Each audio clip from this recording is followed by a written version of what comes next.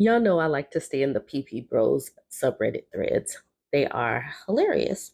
I got a couple of threads where the PeePeeBros are kind of having some disagreements. So I made this thumbnail. PeePeeBros pontificate and ruminate. I doubt that they know these words though, but we can laugh. Okay, so this man asked, are PeePeeBros supposed to be traditional provider men? He says, I see a lot of posts about not wanting a traditional woman that cares about your money. But shouldn't passport bros be traditional providers if we want women to be traditional women, i.e., women handles the household and kids, men provide? Wouldn't that not be traditional women if I expected a woman to work 40 hours like me, but also look amazing, work out, be able to cook, shop, clean, be there for me and a family? I know everyone has a different economic situation, but I think it's naive to think that overseas women don't want a man that can be stable, grow, and provide for a family. I think some actually expect more since many women in their culture either have low employment rates or family that rely on their income. I don't know. That's my 2 cents, given my parents were born abroad and immigrated to the West. I'm just spitballing. What do you think? This man makes sense. He had some issues with using woman and women in the sentence, but he still makes sense. Now, let's see what the men's in the chat had to say. Passport bros typically follow the traditional conservative culture than progressive, though being that male provider figure in foreign PP bro destination countries is typically multitudes easier. PP bros are again mostly Western men bringing a US, European, Australian, Canadian, or other PP bro origin countries wage, financial capability, even an average capability by their standards, to a PP bro destination country usually carries with it a dramatic increase in financial capability just on exchange alone. Being that provider role is easier by factors, furthermore, you outperform local 95% of males in that area with absolute ease. Women know this and it's attractive. A comparison is to imagine a male walking around in a Western country with a sign around his neck that says, "I make $750,000 per year," completely verifiable, and anyone with that sign actually literally makes that. Imagine the female attention he'd get. That's what speaking English as a first language or being from the West usually mean in a PP Bro destination. This person says, some people are just losers back home. I know a kid who makes decent money and is decent height, but he's a weirdo. Goes to Columbia and always brags about all the girls he gets. Good for him, I guess. Why do these people think that money and height are everything to women? That's literally so weird to me. Okay, so Mountain Man says traditional women are not gold diggers. And then Frosty Ad says, I agree, there's a difference between wanting financial stability and greed. I guess that is going to depend on the PP bro who is judging the woman who wants financial stability. And then the one I wanted to highlight, PP bros explicitly fly to poor countries for women. I'm not sure why they'd expect the women they meet and date to not be at least a little financially motivated. Right. They know where they're going. They know that the women don't have as many opportunities in some of these places, yet they act surprised that they actually have to be providers. Well, some of them. Okay, so this person says, this is the funny thing about some of these bitter PP bros who rant about American and Western women. They are meeting the same kind of women abroad, except for them, it's more affordable abroad. So these people know that they are doing patriarchy on a budget. If they had millions of dollars, then suddenly many of these same American women they complain about will become sweet, traditional, and submit to their man. Then, then there would be no need to go abroad. So really, they're complaining not about Western women, but about not having enough money. But it's easier to point the finger at bad women. This person says most people that talk about this have no historical context.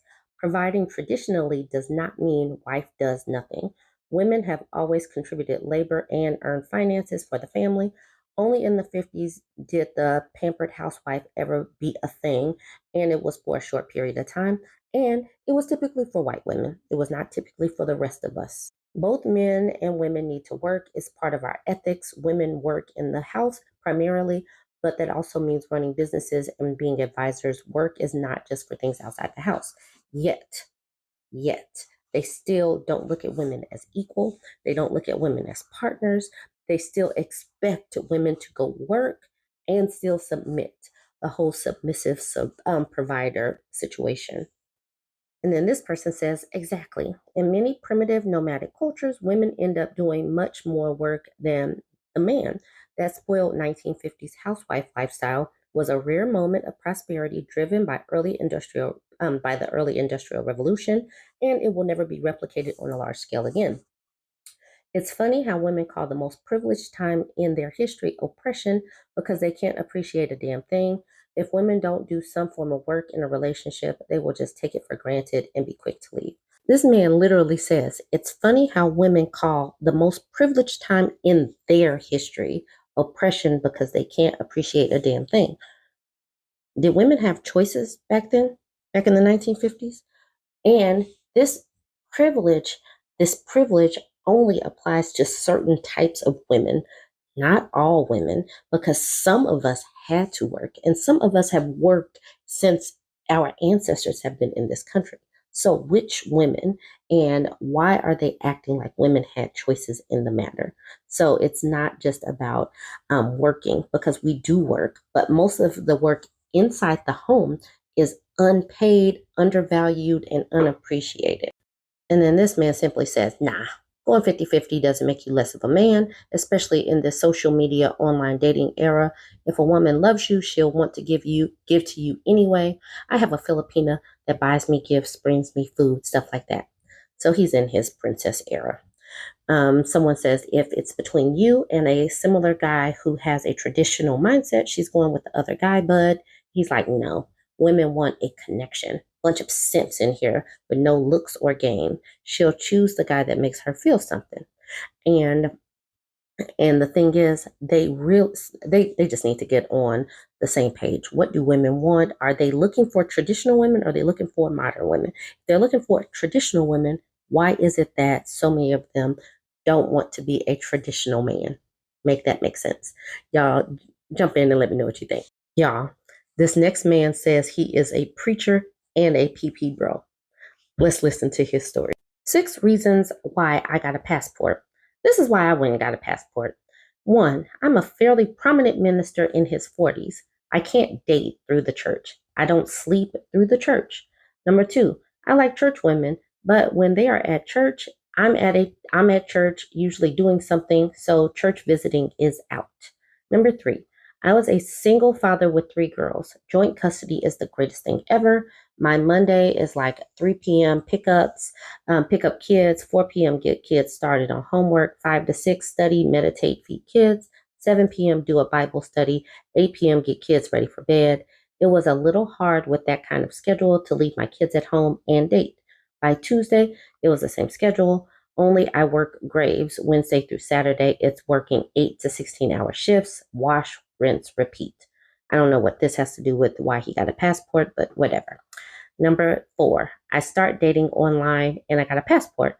Online dating is an amazing thing. It feels like it was built for men who don't have time to go out. I discovered if you're going to be a 100K earner, you will have to work for it. No free lunch. Number 5, I needed a woman that could partner with me into a specific role. I don't know if it is a buttered roll, a cinnamon roll, or whatever, but he needs a specific role. I don't need her to be showhorned into a typical housewife role.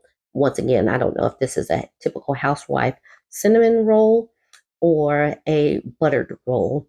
He says, I am a very busy man at times. You just need someone to have your back and make sure your kids are in bed or take care of something. Number 6, even if you're paying all of the bills, some American women feel like a housewife role is beneath them. I don't need someone that will compete with me. I need a partner. That woman who can partner with me will have a very good marriage. It was hard to find that here. And then he gives another number 1. He says, number 1, this is the reason. It's not my looks. It's not my money. I'm not desperate. I could change some hood rat's life in an instant. I just don't have time to invest emotionally, financially, or chronologically in a person who's not serious. I don't know. What is investing in someone chronologically? What is that? What does that even mean? I found a smoking hot Dutch Surinamese wife from Amsterdam. She speaks three languages, can cook me Surinamese food, and makes a killer shawarma. I am now officially a passport brother. Why is this man talking about hood rats and being a minister? Please explain, y'all. Now, the is where it gets a little interesting. And so this person says, not all women in other countries want to play the housewife role either, especially if the man isn't helping contribute to the household in ways other than financially. Just a thought. So you're not surprised if all non American women don't want to be a trad wife. And so the OP says, no, I told my wife that she didn't need to always be in a trad wife role. I told her I was more concerned on if she knew how. If you know anything about the process, a status change and green card can take a long time. During that time, she legally cannot work. Are you going to sit at home all day and not know how to be a trad wife? Listen to this. So much hate on Black preachers here. I think I triggered some guy. He's going on about his entire life story and his granddaddy. That man did not mention race at all. And then this other person says, why do you keep mentioning race here? No one gives a just that you're Black. People are more perturbed that you're a minister and it's not just me. Stop trying to pull the race card. Why? Yes, exactly. Why is he pulling the race? And then the OP says, it's okay. Call granddad and we'll talk. I'll even do it for free. Like, what does that even mean? Then Charlene Crane says, nothing like reading a post like this from a minister with words like hood rat and the rest sprinkled with misogyny. Can't believe you couldn't find a woman here. Sarcasm. Okay. So now in the PeePeeBro subreddit, they are actually calling someone out on their misogyny. This is crazy. I don't usually see that. Okay, I don't see it that much, but I have seen someone call out misogynist just a touch. Someone responds to Charlene Crane saying, yeah, something about seeing a minister, presumably a Christian, say the word hood rat is kind of effed up. Okay, the minister comes back. Should we agree then on a non offensive Bible name for women that we consider low standard? Or to a minister, can a woman even be low standard? Am I allowed to judge that woman has 7 kids and isn't even divorced from her last guy? If a woman has slept with insane amount of men, am I supposed to look over it because I'm a minister? I'm wondering about my preconceived notion of your preconceived notions. So he is a minister and he is sitting up here justifying his misogyny. It is wild. And then now it's all about this woman having 7 kids. So now all of these women have 7 kids that he's looking down on. Someone responds with, bro, no one's saying you need to date these women. Just that a supposed Christian minister ought to be showing more compassion and respect. Compassion like what? Let's agree on the correct term for loose women. The Bible calls them women of the night. Is that correct? Or she just played the harlot? Or is your definition of compassion forgetting that she has 10 kids? Being a Christian doesn't automatically mean you're a simp. So now she's jumped from having 7 kids to 10 kids. The man responds with, dude, if you're really a minister, that is beyond effed up. The minister says, look, stop trying to play on my religion to make me look bad or feel bad. My life is great right now. Just stop. I don't hunch out of wedlock. I'm over my divorce. Just stop. Nothing that you're saying is accurate. You're clueless. And you didn't pay attention to English class either. You sound like you have no man. I have friends that are passport bros. Should they call you? Because woman, they are salty about other men's success, usually don't have a man. Yeah. Okay. Now he does have some history in Reddit. So let's look at another post of his. Okay, so this post was 12 days ago in the Passport Bro subreddit. He said, I thought dating would get better with church women. So he's talking about dating church women, but now all of a sudden, 12 days later, he's already with someone that's smoking hot. Anyways, he says, let me explain to you how, even being a church guy, I still wound up with a passport woman. A little background, I'm a 47-year-old preacher. I make 100K a year working for the state. He has 3 kids. I got divorced in 2018. After 18 years of marriage, I was back on the dating scene. My first year of dating was hell. I tried a few randoms. I had every scenario happen. One woman trying to friend zone me and get benefits. Another woman who was really turned on that I was a preacher. So she showed up at my door with no underwear on. Normally, that would be a good thing, but I'm trying to be a honest preacher. Number 3, then I decided that I'd stay in my lane with church woman, and I discovered something called church feminism. Number 4, everything is self-actualization. I'm this, I'm that. My pastor said that my man would be 6 feet and make 6 figures.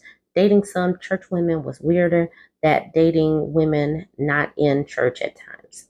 Number 5, how can a person have 3 to 5 kids and more baggage than Southwest Airlines, but then turn her nose at you because you don't make 200K? So now he's down to 3 to 5 kids, but that was 12 days ago. So now we're up to 10 kids. Number 6, one woman I know who's a pastor and is still waiting for a rich man. If I'm rich, why do I want the 50-year-old version of you when I can have the 30 to 40-year-old version or even the 25-year-old version? Number 7, for some women in the Black church, their worth is inflated even higher than it was outside the church. I blame the pastors for this. A lot of women will die alone because the pastors inflated their egos rather than tell them they should marry where they are. Is there anyone whose church is teaching women the reality of what women want or how to treat men? It's shameful to me that a Black man has to dress up like a fat Black woman to teach women how to treat men and influence the culture. So he is practicing misogyny. He has red pill talking points. He is a PeePeeBro. He just has a lot going on. But this was an interesting thread because people were actually pushing back, like, dude, you taking it too far, especially if you're a supposed Christian minister. But y'all go ahead and weigh in and let me know what you think about this one.